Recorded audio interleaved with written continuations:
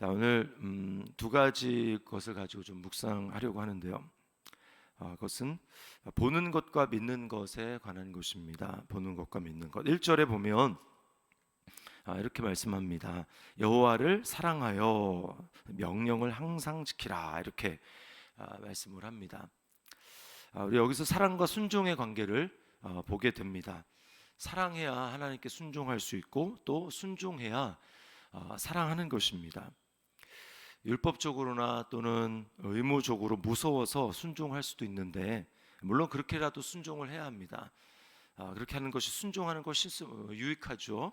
그러나 그런 순종은 오래가지 못합니다. 결국은 사랑해서 순종하는 그 단계로까지 가야 그 순종이 오래 갈 수 있고 또 하나님이 기뻐 받으시는 순종이 됩니다. 어떻게 우리가 하나님을 사랑할 수 있는가? 어떻게 하나님을 사랑함으로 순종하며 나갈 수 있는가? 그것은 하나님이 행하신 일을 기억해야 합니다. 알고 기억해야 합니다. 그럴 때 우리는 사랑하고 순종할 수 있습니다. 하나님을 알지 못하면 순종하되 사랑해서 순종하기가 어렵습니다. 그래서 오늘 2절 말씀에 보면 너희가 오늘 기억할 것은 이라고 이야기하면서 무엇을 기억해야 될지 2절 하반절부터 6절까지 말씀을 하고 있습니다. 그러면서 7절에 이렇게 얘기하죠. 이 모든 큰 일을 너희의 눈으로 보았느니라. 하나님께서 행하신 일을 너희는 눈으로 보았다라고 이야기를 합니다. 그러면서 과거의 사건을 회상시키면서 애굽에서 10가지 재앙, 하나님의 놀라운 이적과 기사에 대해서 이야기를 하죠. 또 홍해가 갈라져서 애굽의 모든 군사들이 다 수장되었던 그 일에 대해서 말씀을 합니다. 뿐만 아니라 광야에서 있었던 많은 사건들에 대해서 이야기를 하죠. 그 모든 본 것을 기억하라고 이야기를 합니다. 그러면 보지 못하면 어떻게 되는가? 이미 이제 여기 이 설교의 대상 중에 보지 못한 사람들도 있습니다. 이제 1세대를 애굽에서 나올 때의 부모 세대라고 얘기하면 2세대는 애굽에서 나올 때 자녀들의 세대라고 이야기를 할 수 있습니다. 3세대는 뭐냐면 광야에서 태어난 그러한 이제 사람들이라고 할 수 있죠. 그러니까 애굽에서 나올 때는 자녀였는데 이제 그들이 장성해서 광야 40년을 보내는 동안 이제 한 세대가 또 생길 것 아닙니까? 그러면 이제 그들이 또 자녀를 낳는 거죠. 광야에서 태어난 자녀들입니다. 이들이 3세대가 되는 거예요. 그러면 3세대들은 하나님의 역사하심 이렇게 만나를 내리는 것은 경험할 수 있겠지만 나머지 것들은 잘 모를 수 있습니다. 이집트에서 애굽에서 하나님이 어떤 기적을 행하셨는지 그들은 보지 못했고요. 또 홍해가 갈라지고 거기에 애굽의 장수들이 병사들이 수장되는 것은 못 봤습니다. 그들에게 이 모든 것은 과거의 사건이죠. 그럼 그들이 어떻게 알 수 있는가? 그것은 부모들의 하는 이야기들, 증언을 통해서 내가 봤다. 그러면서 부모가 하는 이야기를 통해서 전해 듣는 것입니다. 자, 우리도 마찬가지죠. 우리도 예수님을 보지 못했고 또 예수님이 하신 기적을 직접 경험하거나 한 사람이 아닙니다. 그러나 예수님으로부터 직접 보고 들었던 사도들의 시대부터 지금까지 수많은 세대를 거치면서 신실한 주님의 증인들이 있었습니다. 그 증인들의 증언이 계속해서 이렇게 남겨지면서 성경을 통해서 기록된 건데 우리는 그것을 보게 되는 것이고 또 성경을 믿었던 사람들, 성경을 믿고 하나님께 순종했던 사람들이 하나님을 경험한 이야기들, 그런 이야기들이 계속해서 전수되고 전해지면서 그러면서 이제 믿게 되는 것이죠. 그것을 보면서 믿게 됩니다. 근데 예수님이 뭐라고 말씀하십니까? 보지 못하고 믿는 자들이 복이 있다, 이렇게 말씀을 하셨어요. 이것은 이제 성령의 시대에 하나님의 말씀을 정말 믿고자 하는 마음으로 하나님 말씀을 순종하며 그렇게 나아가는 그런 사람들이 복이 있다라고 하는 것입니다. 그러니까 결국은 믿음은 보는 것에 달려 있는 게 아니라는 겁니다. 믿음은 보는 기적에 달려서 있는 것이 아니고 그것이 조금은 도움이 될 수 있을지 모르지만 믿음은 철저하게 듣는 것에 달려 있습니다. 그것이 성경이 우리에게 말하는 것입니다. 믿음은 듣는 것에 달려 있습니다. 예수님도 말씀을 하셨죠. 이 부자와 나사로의 이야기를 주님이 하시면서 나사로가 이제 음부에 내려가서 불꽃 가운데 고통을 당하고 있었습니다. 그때 이제 아브라함의 품에 안겨 있는 나사로를 보면서 요청을 하죠. 예.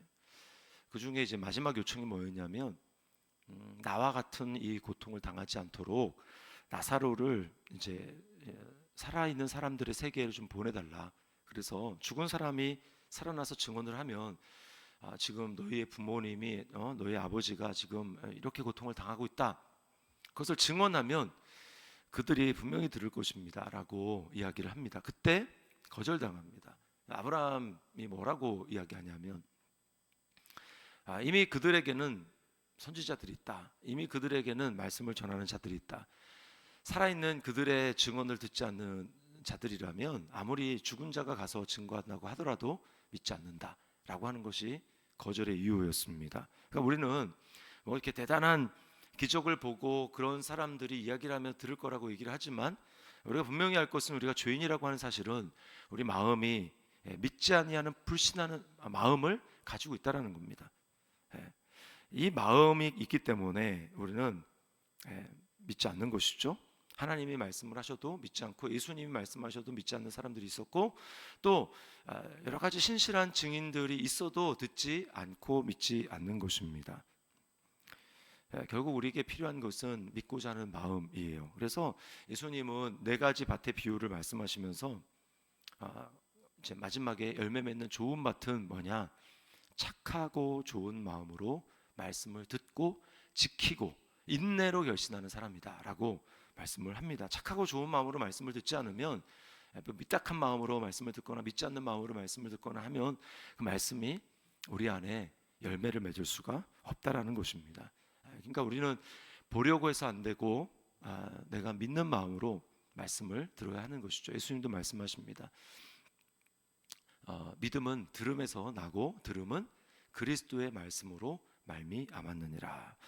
우리가 이 말씀을 기억해야 합니다. 자, 적용을 해보면 나는 보고 믿으려고 하는가 아니면 믿는 마음으로 말씀을 듣고 순종하려고 하는가. 우리 이 질문에 대해서 마음속으로 하나님 앞에 정직하게 질문해 보아야 할 것입니다. 자, 또 하나는 하나님이 돌보시는 성도의 삶이라고 하는 겁니다. 8절부터 17절이 바로 그 이야기를 하고 있습니다. 세상과는 다르다라는 것이죠. 세상은 자신의 노력으로 살아갑니다. 그리고 하나님은 그냥 그것이 자연스러운 일이니까 그들은 하나님을 모르니까 그렇게 살아가는 것을 허용하십니다. 자, 그래서 이것이 10절의 말씀에 나오고 있는데 10절에 이렇게 얘기하죠. 거기에서는 애굽에서 얘기합니다. 애굽에서 거기에서는 너희가 파종한 후에 발로 물대기를 채소밭에 댐과 같이 하였거니와. 애굽에서는 나일강이 마르지 않는 그런 강이었기 때문에 거기서 물을 끌어다가 밭에 댈 수 있었습니다. 항상 거기는 물이 있기 때문에 그들이 하늘만 바라보면서 있을 필요가 없었어요. 그들이 열심히 노력해서 어떤 방법을 통해서 거기서 물을 끌어대서 할 수만 있다면 그들이 살아갈 수 있었습니다. 그러나 이제 가나안 땅은 어떤 곳인가? 가나안 땅은 11절에 보면 하늘에서 내리는 비를 흡수하는 땅이요 라고 이야기를 하는데 이 말을 다른 번역본으로 보면 하늘에서 내리는 비로 물을 대야 하는 땅이다 이런 뜻입니다. 하늘에서 내리는 비로 물을 대야 하는 땅. 애굽은 발로 물을 대는 땅. 열심히 왔다 갔다 하면 그 마르지 않는 물로 얼마든지 농사를 지으며 살아갈 수 있는 땅이지만 가나안 땅은 하늘에서 내리는 비가 아니면 불가능하다라고 하는 것이죠. 자, 그리고 12절에는 뭐라고 얘기합니까? 여호와께서 돌보아 주시는 땅이라 연초부터 연말까지 네 하나님 여호와의 눈이 항상 그 위에 있느니라. 그러니까 하나님이 돌보아 주시는 땅이다. 늘 하나님의 눈이 그 땅을 바라보고 있다. 하나님이 책임져 주신다라고 하는 거죠. 근데 그 하나님의 돌봄 가운데 살아가는 비결이 뭐냐? 그것을 바로 13절에서 뭐라고 얘기합니까? 마음을 다하고 하나님을 순종하는 것입니다. 13절에 내가 오늘 너희에게 명하는 내 명령을 너희가 만일 청종하고 너희 하나님 여호와를 사랑하여 마음을 다하고 뜻을 다하여 섬기면 어떻게 됩니까? 14절에 여호와께서 너희의 땅에 이른 비 늦은 비를 적당한 때에 내리시리니 너희가 곡식과 포도주와 기름을 얻을 것이요. 이게 뭘 얘기를 해주냐면 하나님이 하나님을 믿는 하나님의 백성들의 삶에는 하나님만 의지하게 하신다라는 겁니다. 그리고 하나님을 순종하지 않는다? 그러면 형통하지 못한다라고 하는 거예요. 하나님은 그냥 가만히 버려두지 않는다라는 것입니다. 왜 그렇게 하십니까? 자녀라고 하는 것이죠. 자녀이기 때문에 하나님을 의지하지 않게 될 때는 형통하지 못한다는 것을 보여주므로 결국은 하나님의 말씀에 기꺼이 또 사랑하는 마음으로 하나님을 따르고 순종하는 그런 사람들이 되게 하는 것. 그래서 하나님을 의지하고 하나님을 사랑하며 긴밀히 하나님과 이렇게 친밀함을 누리며 살아가도록 하는 것. 그것이 바로 하나님의 자녀들에게 특별히 간섭하시는 하나님의 사랑이고 은혜라고 하는 겁니다. 하나님 없이 사는 세상의 형통을 허락하지 않으십니다. 그렇게 되면 그것은 망하는 길이기 때문에 하나님은 결코 우리에게 결과적인 형통만 허락하시는 분이 아닙니다.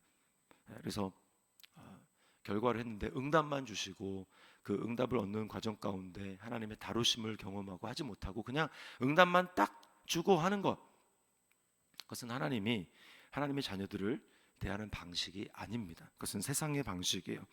자, 이것을 신약적인 개념으로 바꾸면 어떻습니까?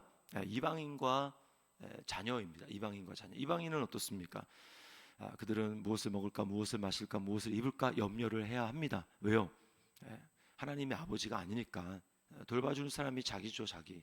자기가 자기를 열심히 돌보고 열심히 일을 하고 열심히 염려하면서 그렇게 살아야 합니다.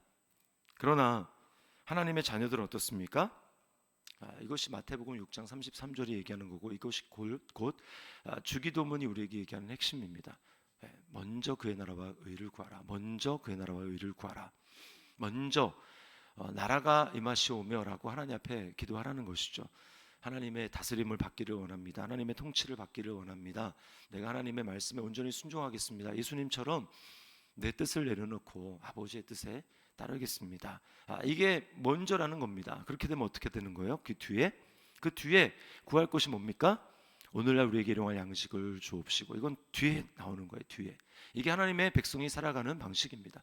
그러므로 너희는 그런즉 먼저 그의 나라와 그의 의를 구하라. 그리하면 이 모든 것을 너희에게 더하시리라. 이게 하나님의 자녀들이 살아가는 방식이라는 것입니다. 그럴 때 우리는 염려로부터 자유한 하나님의 돌보심과 하나님의 기적을 경험하며 살아갈 수 있는 것입니다. 자, 적용입니다.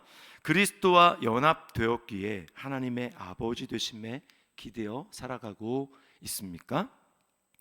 오늘 말씀을 기억하면서 우리 보는 것대로 살아가지 않고 말씀을 듣고 믿는 성도로 살아가야 하겠고요. 또 세상과 다르게 어떤 하나님 없는 형통, 그것이 아니라 시마다 때마다 간섭하시는 하나님의 그 은혜를 우리가 기억하면서 날마다 하나님과 친밀함을 누리며 주님을 사랑하며 하나님의 돌보심 가운데 살아가는 우리의 삶이 될 수 있기를, 또 오늘의 삶이 될 수 있기를 예수님의 이름으로 축복합니다.